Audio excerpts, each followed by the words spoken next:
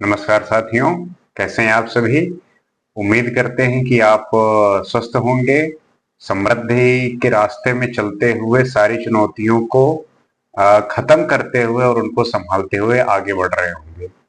आज हम समझेंगे कि कैसे जो पुराने समय में चीजें अलग नाम से प्रचलित थी, आज उन्हीं का नया नामकरण होके इस समाज में उनका वही स्थान है जो पहले था।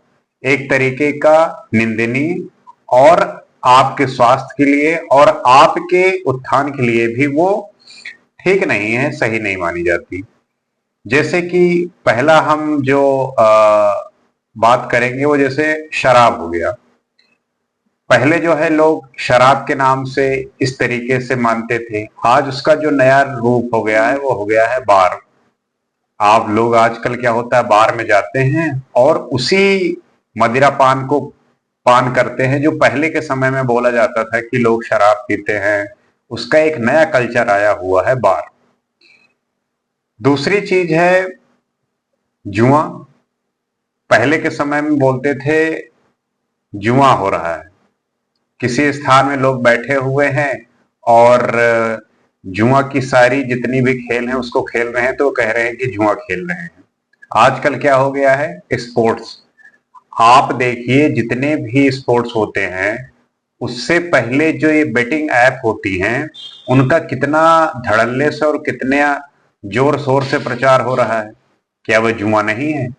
जाहिर सी बात है जुआ है। आप अपना पैसा है उसमें लगाते हैं और आप कुछ परसेंटेज होते हैं कि आप जीतेंगे, और इस चक्कर में बहुत सारे लोगों के वो पैसे डूब जाते हैं, खराब हो जाते हैं, और यहां तक कि वो कर्जे में भी डूब जाते हैं। तो उसका जो उस पर प्रभाव है वो बहुत गलत तरीके से पड़ता है, बहुत खतरनाक होता है। तीसरा हो गया वेश्यावृत्ति। पहला होता था कि कोठे हैं, वेश्यावृत्ति या धड़ल्ले से होती थी। आज उसका क्या नया रूपांतरण हो गया है, कॉलगढ़ हो गया है। उसमें आप अपने तरीके से अपने जगह पे बुला सकते हैं, उसका एक नया रूपांतरण हो गया है। बात है वही, लेकिन उसका एक नया तरीका है, एक नई विधि है। ये चीज पहले भी रही है, आज भी है, और इस अवस्था में इनका नया नाम करने से चीजें बदल नहीं जाएंगी, वो वही रहेंगी। और चौथा क्या है, मुजरा। उसका नया नाम हो गया है night club.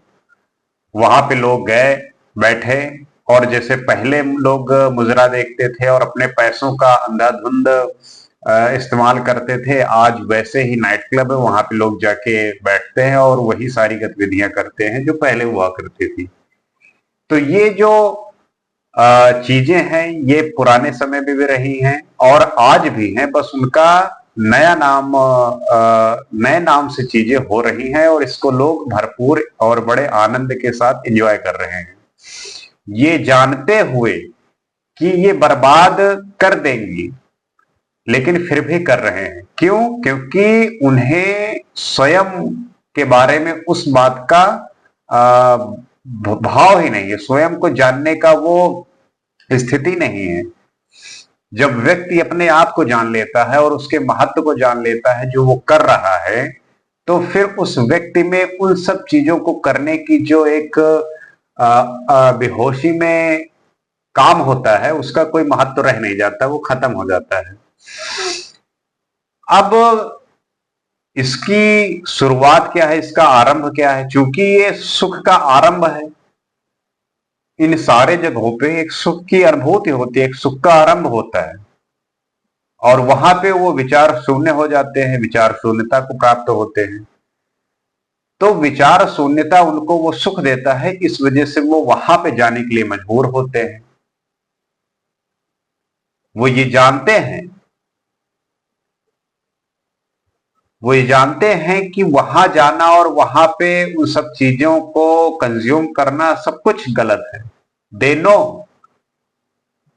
that these things are not good for him, but they do, वो करते हैं।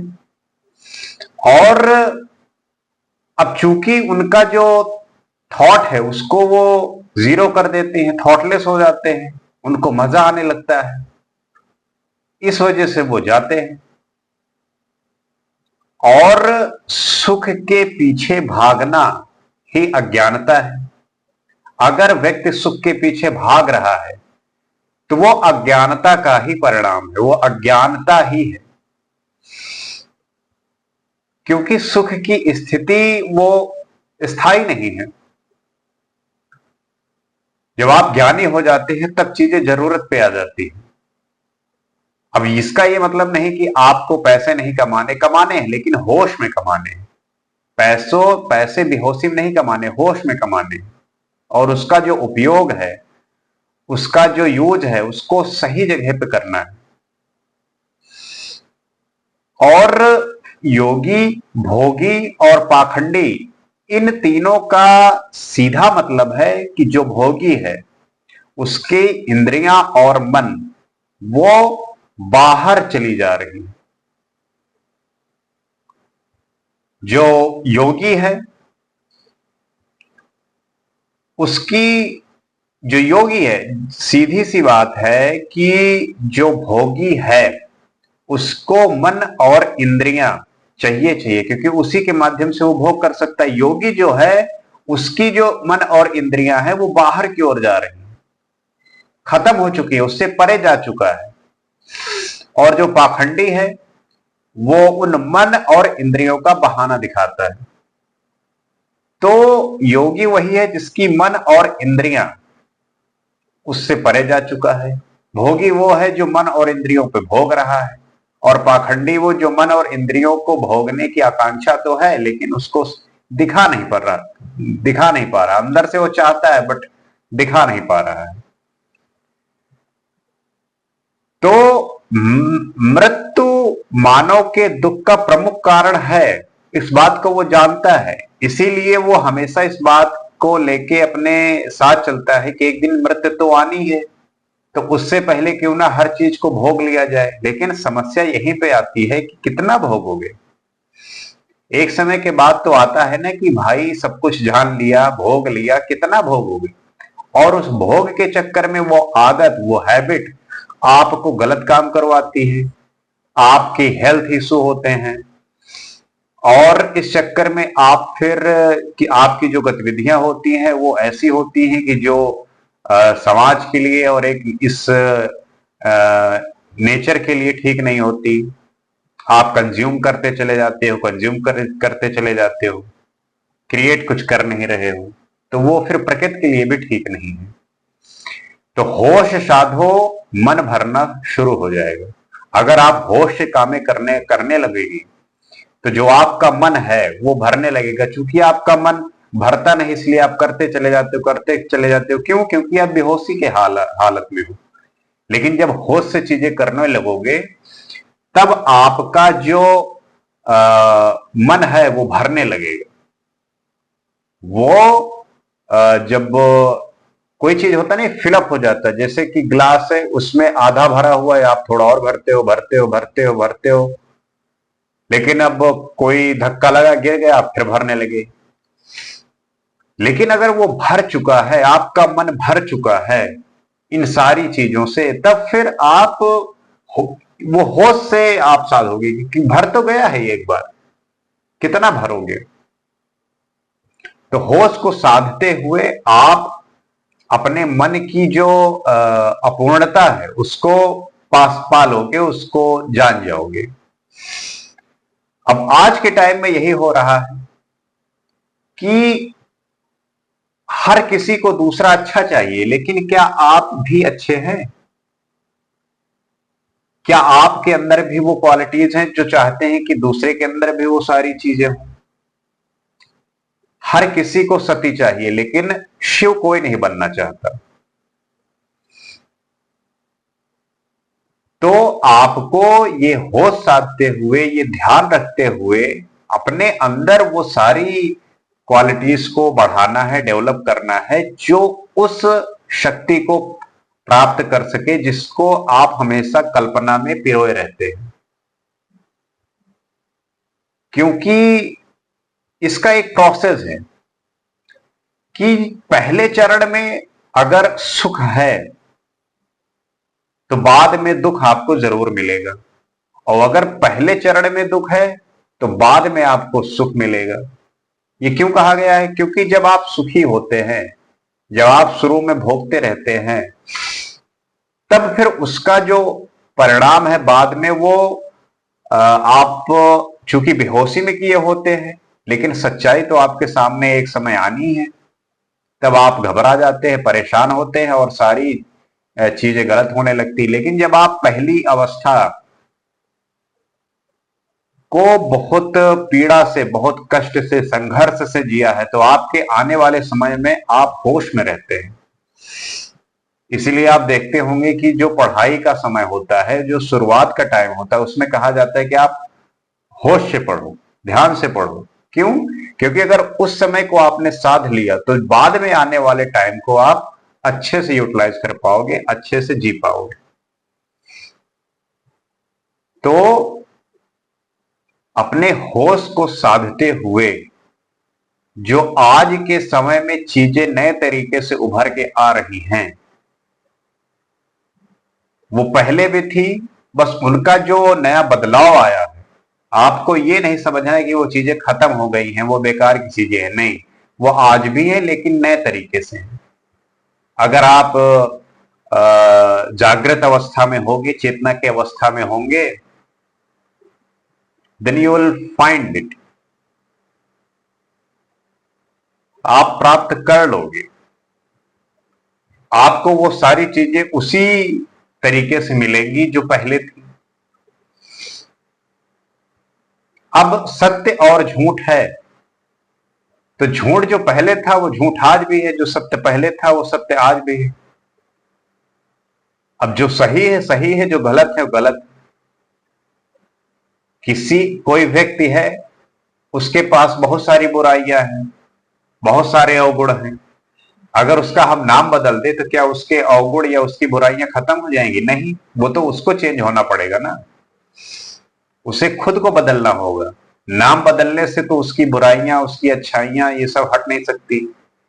कि नाम बदल दिया, उसकी जो बुराइयां और अवगुण है वो खत्म हो जाएंगे।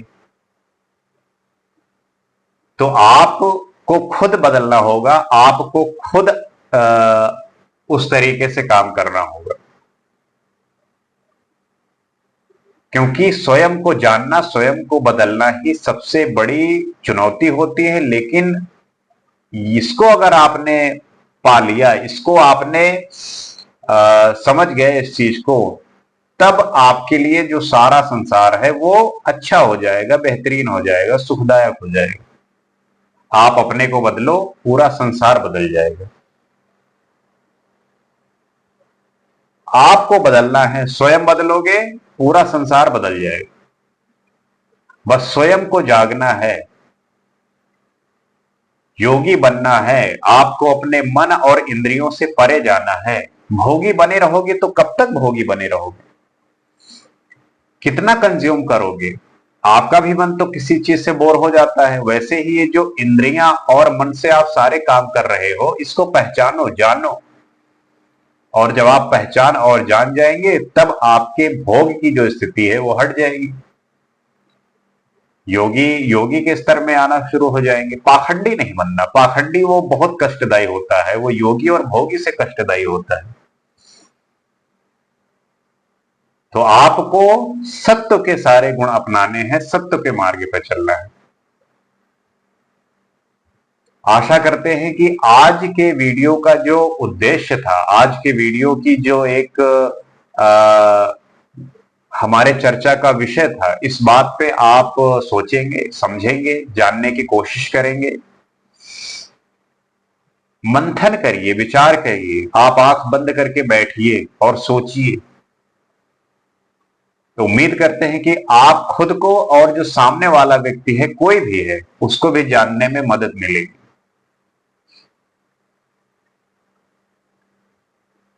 इसी तरीके के नए नए विषयों पे बात करने के लिए हम उपस्थित होते ही रहते हैं। आज का जो विषय था, उम्मीद करते हैं कि आपके समय को मैंने जस्टिफाई किया होगा और आप इस बात से सहमत होंगे। और आपका भी जो विचार है या आप भी कुछ जो कहना चाहते हैं वो कमेंट के माध्यम से बता सकते हैं, कह सकते हैं। और जो लोग इस बात से अपरिचित हैं, अनभिज्ञ हैं, अननोन हैं, you can share with him, उन्हें बता सकते हैं। आज के लिए फिलहाल इतना ही। आपसे फिर जल्द मुलाकात होगी। नमस्कार।